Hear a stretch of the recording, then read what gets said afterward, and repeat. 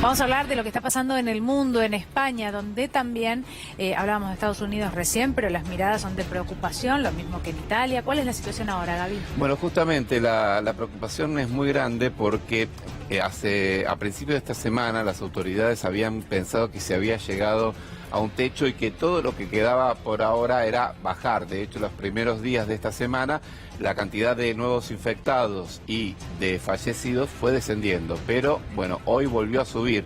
Tanto uno como otro grupo, tanto los muertos, hay 585 nuevos muertos de ayer a hoy y más de 5.000 nuevos casos.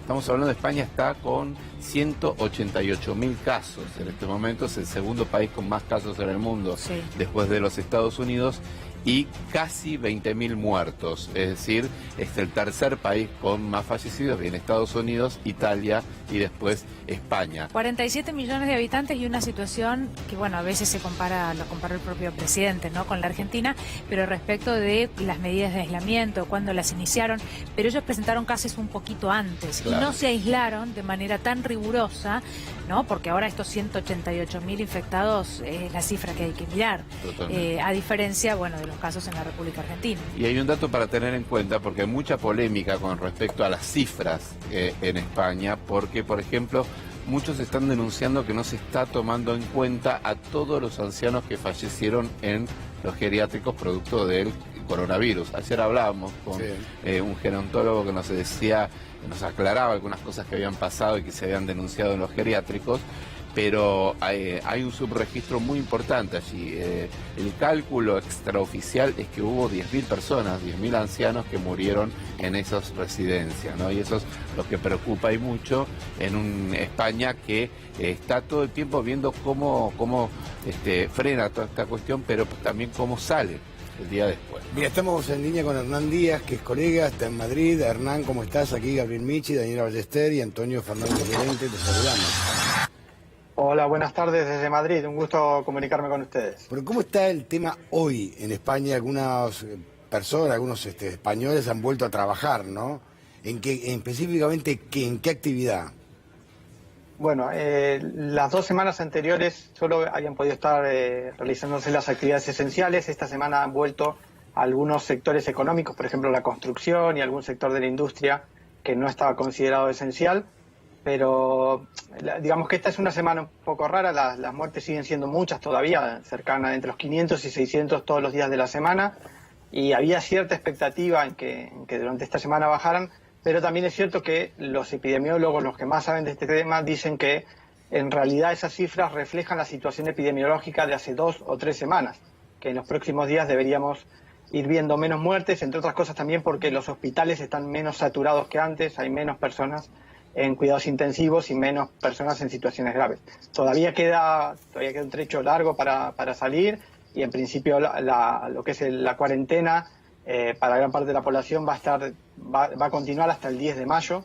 10 de mayo. Lo que se está viendo, en tendencias epidemiológicas es que la curva ya se ha aplanado, por decirlo de alguna manera, y que en las próximas semanas se puede empezar a ver una mejor situación. Hay otro dato que a algunos les preocupan, que es el tema de que han aumentado los contagios, pero eso en realidad no es que han aumentado los contagios, han aumentado los casos confirmados, porque los 188.000 casos que se mencionan son casos confirmados, pero hay muchísimos casos de gente que ha pasado la enfermedad de forma asintomática o en su casa y que no está registrada en ningún lado. De hecho, los que ustedes mencionaban antes de personas mayores que han muerto en residencias, esos tampoco están contabilizados porque en tanto no tienen una prueba hecha, se hace un test rápido, claro, o una PCR, no se les contabiliza en el registro general. Hernán, ¿y qué pasa con la gente, ¿no?, los españoles o los habitantes en España? ¿Cómo está el humor social? Sobre todo teniendo en cuenta que todavía falta bastante, que van a seguir en aislamiento y conviviendo con estas cifras que son realmente terribles, ¿no? ¿Hay presión por salir a la calle?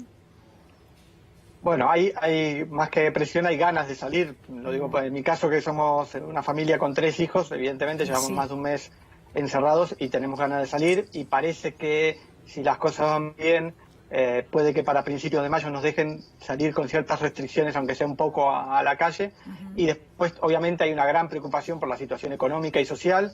Se han ido implementando ayudas, en muchos casos no han sido todo lo ágiles que deberían haber sido tanto para sectores vulnerables como para sectores económicos, pequeños empresarios y demás.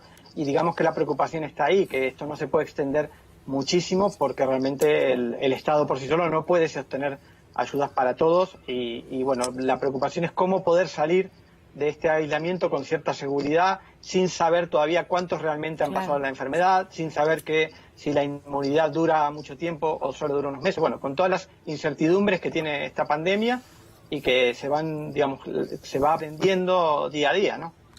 Te quería preguntar porque, bueno, vos estás contando básicamente cómo está el día de hoy, ¿no? La situación allí en España. Ahora, sigue habiendo muchos reproches al gobierno y a las autoridades en general por el retraso en tomar medidas como el tema de la cuarentena. Digo, desde el primer caso que tuvo España hasta el momento que se dictó la cuarentena pasaron 43 días y había ya más de 6.000 casos y muchos muertos, ¿no? Se demoró demasiado, ¿no?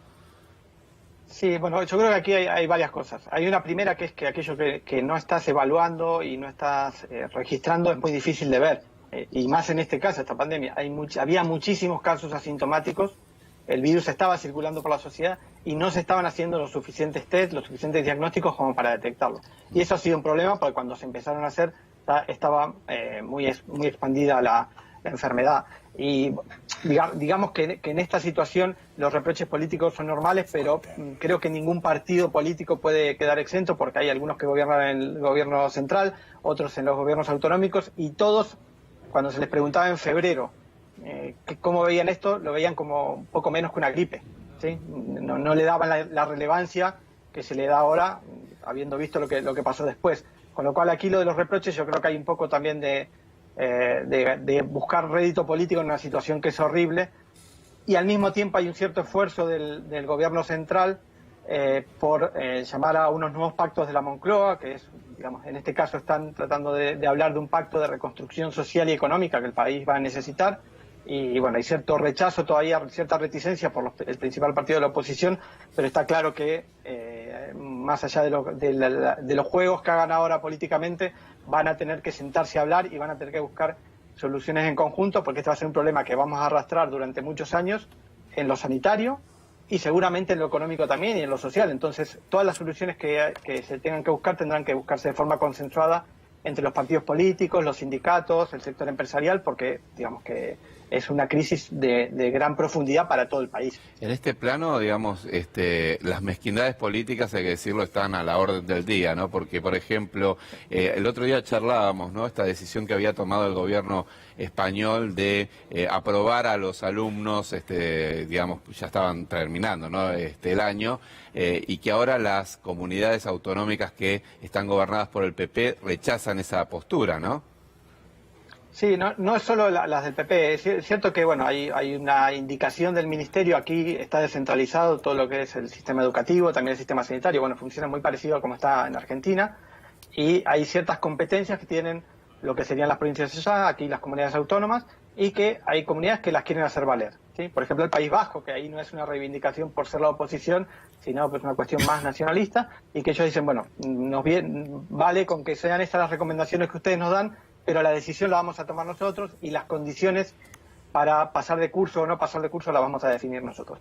Más allá de estas chicanas políticas y demás, lo que está claro es que en el caso educativo en concreto, es un ciclo completamente anormal. Es cierto que ya se habían hecho prácticamente 2/3 del curso, porque aquí empiezan en septiembre, y que muy buena parte de los educadores están pensando en que, bueno, en tratar de terminarlo, sobre todo en mantener a los chicos conectados con el sistema, y en ver cómo retomar, que bueno, ahora mismo el comité de expertos que asesora al gobierno está pensando en que realmente se va a poder retomar el ciclo escolar recién en septiembre, digamos, en el próximo curso. Entonces, bueno, como ya está claro que esa es prácticamente la situación que vamos a tener, se está viendo cómo salir y, bueno, qué hacer con el cambio de curso, con el paso de curso.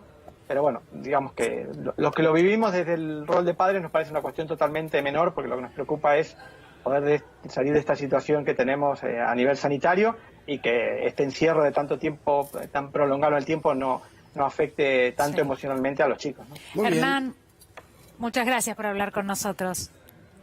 Bueno, no, gracias a ustedes.